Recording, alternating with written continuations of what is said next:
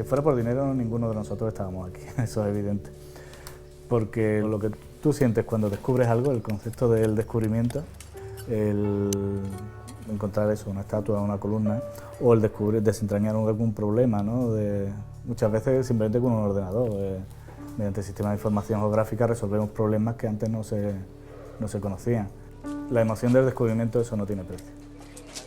Como un equipo de buceadores en busca de los restos de un naufragio, un grupo de arqueólogos y alumnos de la Universidad de Sevilla ha rastreado el fondo del patio de banderas del Real Alcázar para sacar a la superficie el pasado. Dada su labor en favor del legado arquitectónico, este antiquísimo palacio acaba de recibir el Premio Internacional de la Fundación Centro Internacional para la Conservación del Patrimonio. ¿Cuánto me he dirigido tú la medida, vale? Esto es un 80. Tenemos un yacimiento de 6 metros de profundidad debajo de la plaza, lo que es el patio de banderas, y podemos imaginárnoslo según en el nivel en el que nos estemos moviendo. Ahora mismo estamos pisando en el nivel del siglo I a.C. De manera que estas estructuras se corresponden, creemos que con un hórreo, un gran almacén de depósitos procedentes del puerto.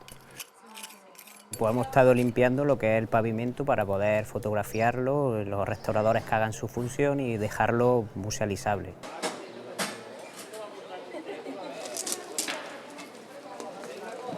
Lo interesante del yacimiento en sí es precisamente esa capacidad para recrear los 2000 primeros años de historia de la ciudad, a lo largo de esos 6 metros. Si os fijáis un poco más arriba, veréis estructuras de diferentes épocas. Tenemos un monasterio del siglo V, paleocristiano, tenemos un barrio islámico del siglo XI, tenemos momentos interesantísimos desde el punto de vista científico, como una potente inundación que hizo que lo que veis ahora mismo desapareciera y no volviera a levantar cabeza hasta varios siglos después. La excavación pura y dura y sobre todo el control de los materiales y su registro en laboratorio es una tarea especialmente minuciosa, complicada, diversa y en muchas ocasiones tediosa. La primera tarea es al recibir el material, bueno, primero lavarlo y identificar, o sea, repartirlo en grupos para ver si fragmentos encajan unos con otros y nos permiten reconstruir al máximo posible una pieza, pero en la mayoría de los casos solamente vamos a tener un borde, una base, 3 o 4 fragmentos que encajan, pero no más, no solemos tener la pieza completa, pero con un borde ya tenemos la información que necesitamos, es decir, la fecha de fabricación de la pieza, su procedencia, por el tipo de pasta que pueda tener, por el aspecto.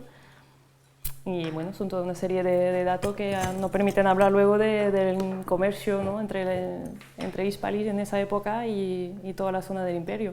Tenemos pues vajilla fina de mesa, importada tanto de la Galia como de África, sobre todo de África. En esa época, en el siglo II, es cuando realmente coge importancia el comercio con el norte de África. Y luego pues toda una serie de jarro comunes, cerámica de cocina. Esto son pinturas murales que tienen varias capas de mortero de cal. Normalmente aparecen tres capas de mortero de cal y después el pigmento. Después la pintura, que al estar tan fragmentada no se ve bien el motivo decorativo y es lo que se está estudiando ahora, pero prácticamente casi todos los fragmentos que tenemos son los paneles.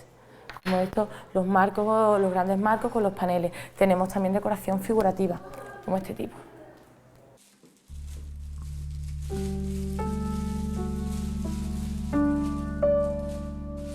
Es la historia.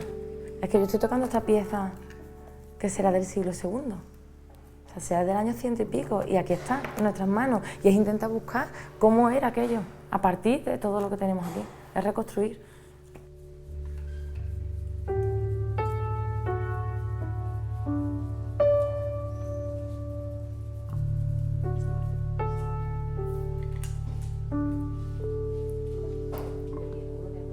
Aquí es, digamos, donde se controla todo el centro de información, recopilamos todos los datos, los metemos en las bases de datos y los integramos dentro de todo el sistema que tenemos planteado.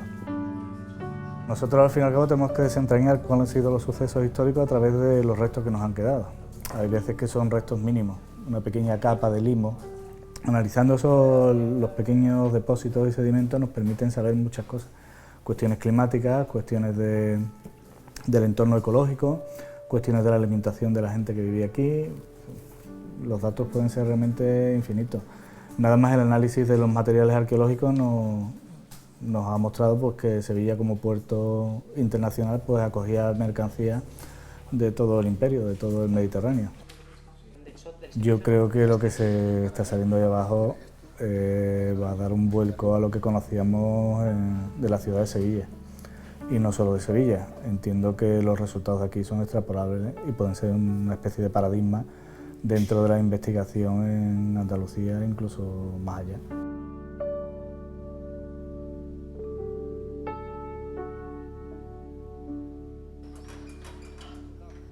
La idea es generar un tránsito desde el mismo Alcázar, subterráneo, hasta el interior del yacimiento donde estamos ahora mismo, estableciendo unos circuitos, unos recorridos didácticos en los que se muestre desde el interior toda la evolución de la ciudad desde el siglo IX hasta el siglo XI, IX antes de Cristo hasta el XI después de Cristo.